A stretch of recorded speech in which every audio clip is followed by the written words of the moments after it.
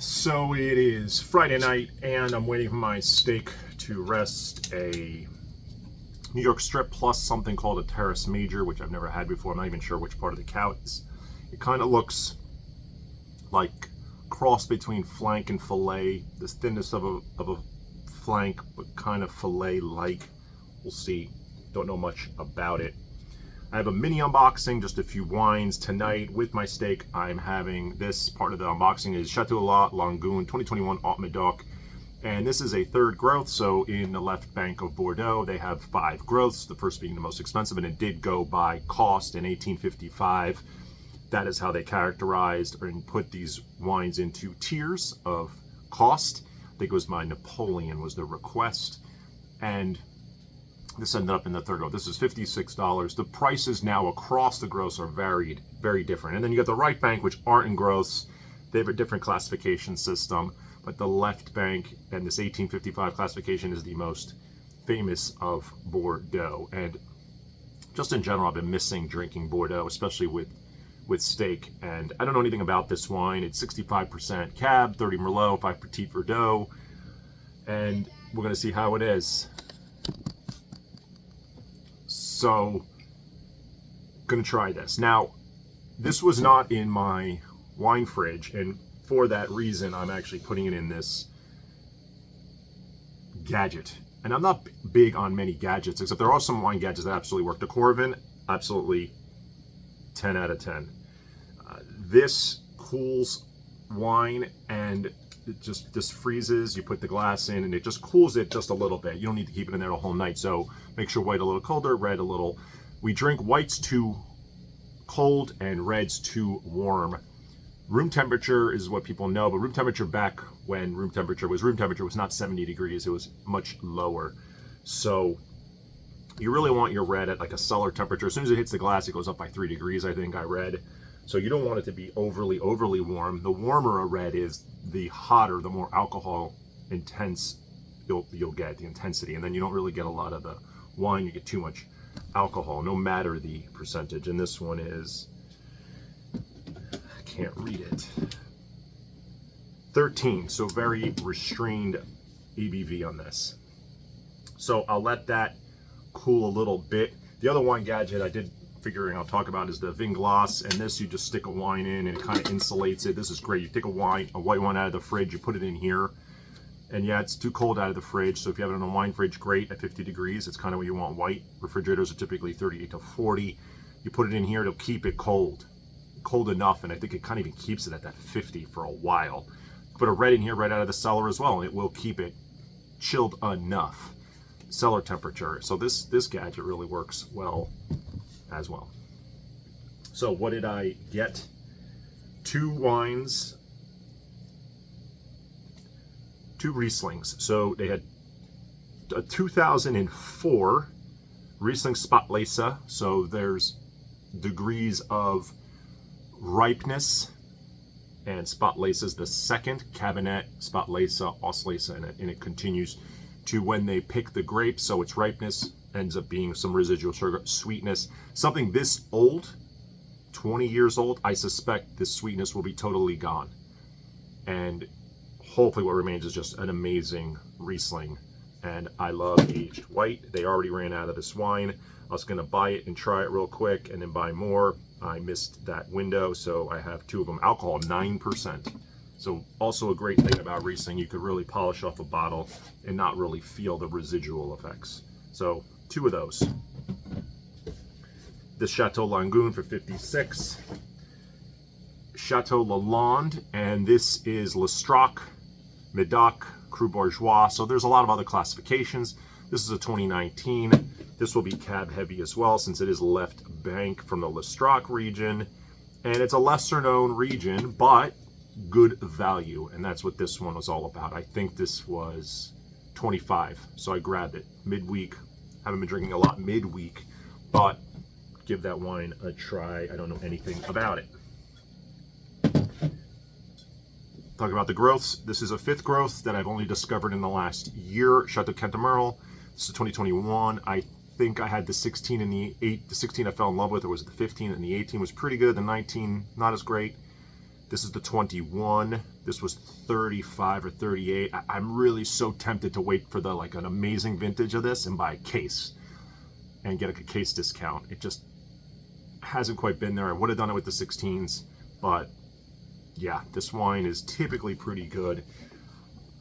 On a year where maybe it's not as highly rated, the vintage, the growing season, the wine could be a little austere and needs more time. And I think if you gave it the time, this wine would get better. And there's a Chateau Franc Pomerol. So right bank, Pomerol, Merlot heavy. And it's got a little 93 points, whatever that means on this. Who said it? Oh, James Suckling. James Suckling. It's not that there's anything wrong with James, but I believe he overrates wines, and it's probably why he's so popular to rate wines. But Chateau Franc Pomerol 2020, right bank, so I suspect this is, well, it's going to be mostly Merlot with some Cab Franc is typically the blend out there. Could even be 100% Merlot, I don't really know, but some of the best Merlot in the world grown out in the right bank, Pomerol specifically. So, oh, one more. So, to try new things, always exploring. I've got a fair bit of wine knowledge, and maybe in my circle a fair bit. In the world of wine, probably just scratching the surface to a degree. So I know about Madeira. Madeira is a very ancient style of wine, old style of wine. I'm assuming the Declaration of Independence and all these things were probably signed by the founding fathers, and they probably drank Madeira, toasted to Madeira back then. Sweeter. Now this is a non-sweet Madeira made from the Cercial grape, and this one's aged 10 years. This was, I think, it's on back $55. I've never had a dry Madeira. I've had some Madeiras, and the way they make it is kind of unique, where they actually even heat it up through various methods, Estufa and some others, and the wine gets Madeirized, but these wines are like impenetrable. You can just beat the crap out of this wine, keep it forever. These wines just last forever. So if you're ever going to try a 200-year-old wine, it's probably going to be a Madeira, because they just last through everything.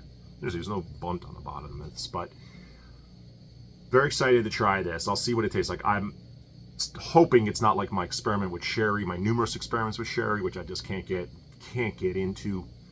So high hopes for this. And the Madeiras I've had that were dessert-like, but not overly sweet, I really enjoyed. Kind of a nutty-ish almond type of flavor, a little higher alcohol. I don't know what the alcohol is on this, but those were a bit higher. 20%. So this is fortified wine. So this will be strong without a doubt. So yeah, always be exploring, always try new foods, new wines, new whatevers. I'll try this and then maybe don't love it on its own, and I'll pair it with something and then I'll love it. Who the heck knows? We shall see. So this wine now is at a better temperature, the Chateau La Lagune 2021, third growth. Doesn't smell overly rustic. When I mean that is there's this old world, new world aroma that can come out in wine sometimes. I think the line is getting blurred a little bit. There's a little bit of this, I called it scorched earth out of Bordeaux, that I used to always getting it a little less, or it's kind of very muted.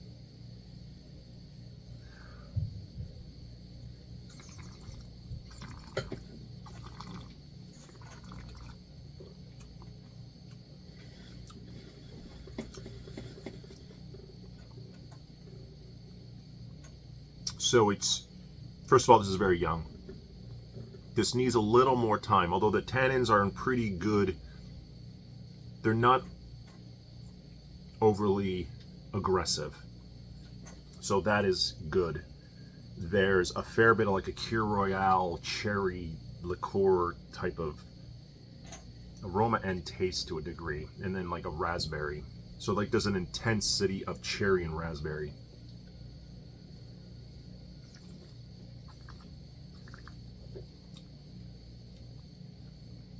Yeah, the tannins are there, and you could tell this tannin profile definitely is more indicative of Old World or Bordeaux, less indicative of what you would get out of California. There is a distinction there of how the tannins are, and it could be the winemaking, could be the soils, could be anything else. I don't know specifically, but it's what I've seen over drinking numerous Bordeaux and California. I think this is really good. I think it needs to decant longer because I can't really get a great feel. I feel like it's a little bit muted on the nose, a little bit muted on the palate. I think the food will maybe open it up, I think, another hour or two in the decanter because it is so young. This is sometimes the issue with opening up younger wine. Not saying you go 10 years in this. You don't have to. I'm sure it'd be fine in 10 years, but it needs a little bit more time. Or more of a decant. So either or.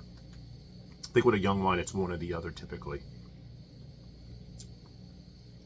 Yeah, we'll see how this wine is with dinner. Almost 11-minute mark. So I'm gonna go and enjoy my steak. Don't know when I'm gonna have the Madeira, but I'm most definitely gonna do a video with it and any update. The Chateau Cantamerle, I just want to get to a vintage of it that I want a lot of, so I could just have a bunch of it and just pop it out like my Obsidian volcanic ones. They're just normal staple, 30-ish, mid-30s cab. Here's a solid cab. Here's a solid Bordeaux, cab heavy, Cantamerle, 5th growth, out of Bordeaux, right? Just grab it. Here you go. Try this, rather than some other types of lower priced wines that kind of have flavor profiles and are adulterated, unfortunately, at the much lower price point. Okay, dinner time. Have a good night.